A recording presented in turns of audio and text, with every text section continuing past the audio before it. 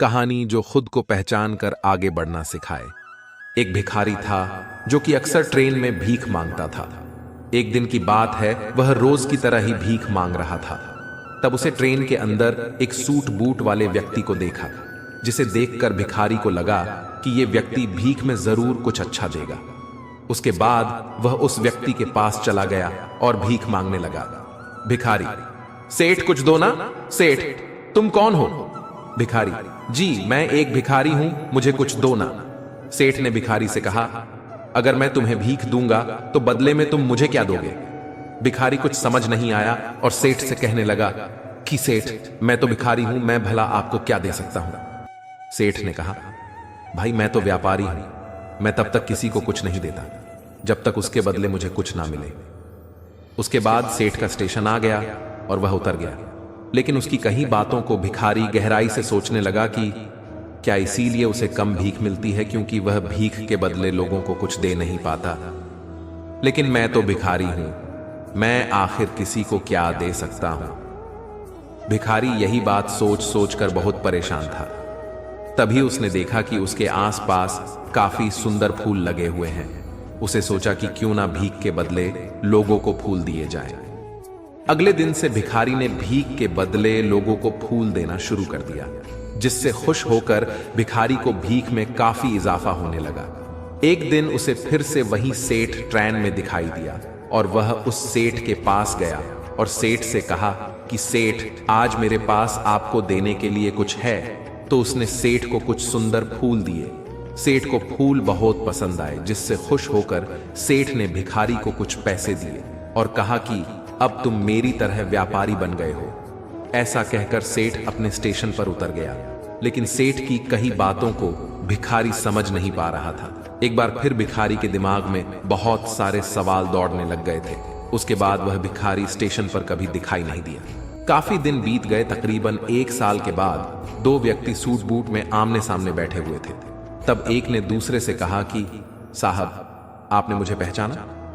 उस पर दूसरे ने कहा, नहीं भाई, मैंने तुम्हें नहीं पहचाना, लगता है हम पहली बार मिल रहे हैं। इस पर पहले वाले ने कहा, नहीं साहब, हम तीसरी बार मिल रहे हैं। तब दूसरे ने कहा, क्या आप मुझे याद दिलाओगे कि हम पहले 2 बार कहां मिले हैं?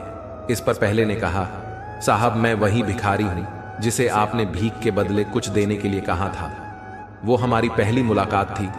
दूसरी बार आपने मुझसे कहा था कि मैं जो अब भीख के बदले फूल दे रहा हूं, इससे मैं आपकी तरह व्यापारी बन गया हूं।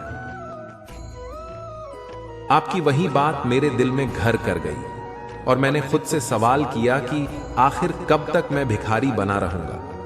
उसके बाद मैं अब फूलों का व्यापारी बन गया हूं और आज मैं अपने व्यापार के सिलसिले से ही शहर जा रहा हूं। ये बात शायद मुझे कभी समझ नहीं आती, लेकिन आपके द्वारा बोले गए शब्दों ने मुझे मुझसे मिला दिया। अब मैं जान गया हूं कि मैं कौन हूं, जिसका नतीजा यह निकला कि मैं फूलों का बहुत बड़ा व्यापारी बन गया। आपने मुझे पहली मुलाकात में प्रकृति का नियम समझाया कि हमें तभी कुछ मिलता है जब हम कुछ देते हैं। लेन देन का नियम जो आपने मुझे समझाया, यह सच में काम करता है। लेकिन उसके बाद भी मैं खुद को हमेशा भिखारी ही समझता रहता। अगर आपने मुझे दूसरी मुलाकात में मुझे यह एहसास नहीं करवाया होता कि मैं एक व्यापारी हूं। भारतीय मुनीषियों ने इसीलिए स्वयं को जानने पर सबसे ज्यादा जोर दिया है और कहा है, अब बस समझने की बात है। इस भिखारी ने जब तक खुद को भिखारी समझा, वो भिखारी ही बना रहा, और जब उसने खुद को व्यापारी मान लिया, वह व्यापारी बन गया। किसी ने क्या खूब कहा है कि जो मुस्कुरा रहा है उसे दर्द ने पाला होगा, जो चल रहा है उसी के पांव में छाला होगा। बिना संघर्ष के इंसान चमक ही नहीं सकता, जो जलेगा उसी दी में उजाला होगा। हम में से बहुत से लोग ऐसे हैं जो संघर्ष से बचना चाहते हैं, लेकिन उन्हें याद रखना चाहिए कि संघर्ष ही तो जीवन की आत्मा है। इसीलिए कहते हैं, जितना कठिन संघर्ष होगा उतनी ही शानदार जीत भी होगी। एक किसान जो भगवान को बहुत मानता था, एक बार वह किसान भगवान से बहुत ही नाराज हो गया। किसान बहुत ही मेहनती था। बहुत मेहनत के बाद वह खेतों में अनाज उगाता, उसकी देखभाल करता, लेकिन अक्सर उसकी फसल खराब हो जाती। कभी बाढ़ आ जाती, कभी सूखा पड़ दिया जाता, तो कभी तेज धूप और कभी आंधी, मतलब किसी न किसी वजह से उसकी फसल खराब हो जाती।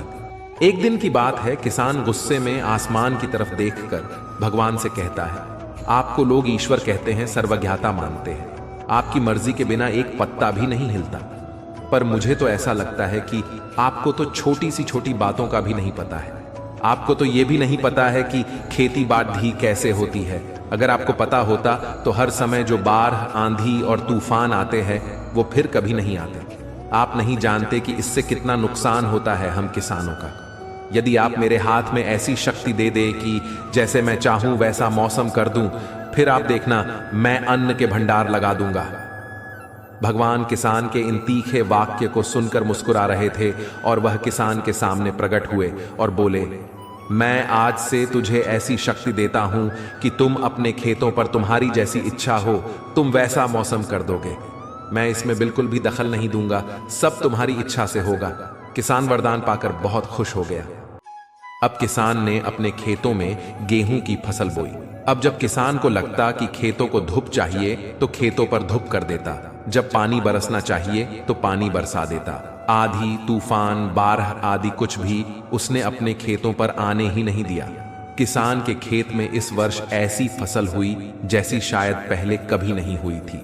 हरी भरी लहलहाती फसल को देखकर किसान मन ही मन बहुत खुश हो रहा था और सोच रहा था, अब सबूत के साथ दिखाऊंगा भगवान को कि ऐसे किया जाता है शक्ति का सही उपयोग। मेरी सफलता देखकर तो उन्हें अपने नियम जरूर बदलने पड़ेंगे।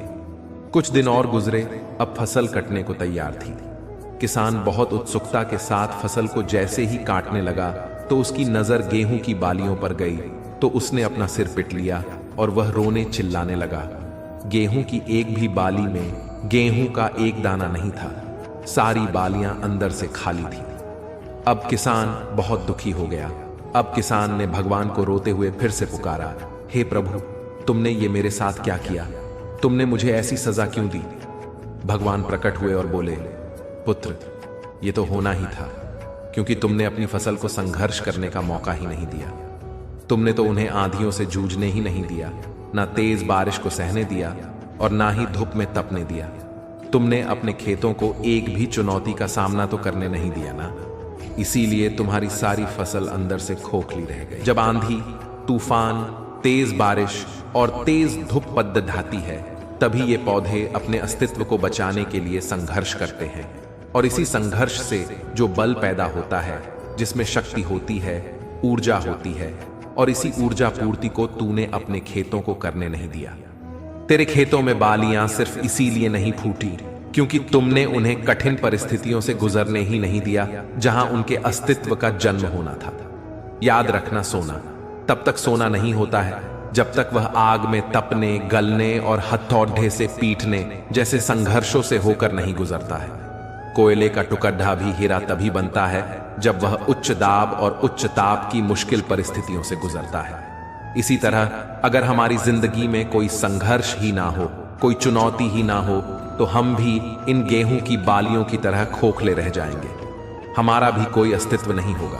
विपरीत परिस्थितियां, चुनौतियां और समस्याएं हमें और अधिक निखारती हैं। अगर जीवन में कठिन परिस्थितियां और चुनौतियां आए तो घबराना मत, बल्कि उनका डटकर सामना करना और विश्वास करना कि आप और अधिक निखर जाओगे और अधिक मजबूत बन जाओगे। किसी ने सही कहा है, जिंदगी जीना आसान नहीं होता, बिना संघर्ष कोई महान नहीं होता। जब तक ना पड़े हथौड़े की चोट, तब तक मेरे दोस्त पत्थर भी भगवान नहीं होता।